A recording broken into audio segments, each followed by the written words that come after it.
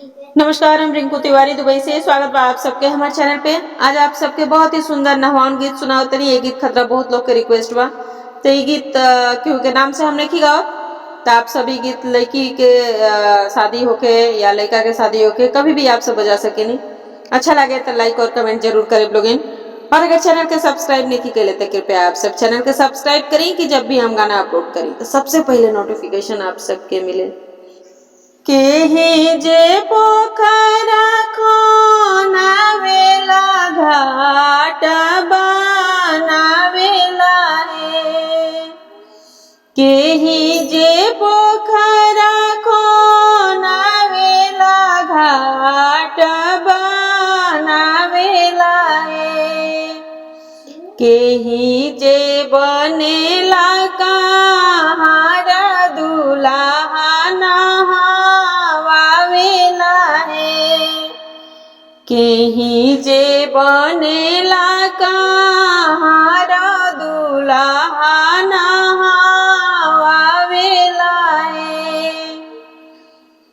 बाबा जे पोखरा खनावेनी घाट बनावेनी है। बाबा जे पोखरा खनावेनी घाट बनावेनी है। बुआ जे बनेली कहार दुल्हा नहावेली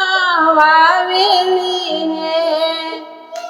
बुआ जे बनेली कहार बाबू के नहावेली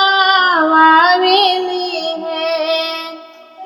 केहि जे सूट वाले आवे त केहि पहिरावेला है। केहि जे मौरी ले आवे त केहि पहिरावेला है। के कर पारल काजरवा त केहि लगावेला है। के कर पारल काजरवा त केहि लगावेला है। पापा जे सूट वाले आई त फूफा जी पहिराइले है। चाचा जे मौरी ले आई त फूफा जी पहिराइले है। अम्मा के पारल काजरवा त बुआ जी लगावेली है।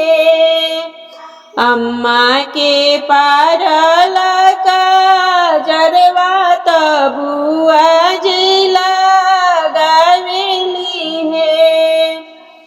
केहि जे बनवाले आवे त केहि लगावेला है। केहि जे बीरावाला गावे त केहि खियावेला है। केहि जे बनवाले आवे त केहि लगावेला है। केहि जे बीरावाला गावे त केहि खियावेला है। भैया जे बनवाले आवे त भाभी लगावेली है। दीदी जे बीरावा थामावे त जीजाजी खियावेली है। भैया जे बनवाले आवे त भाभी लगावेली है। दीदी जे बीरावा थामावे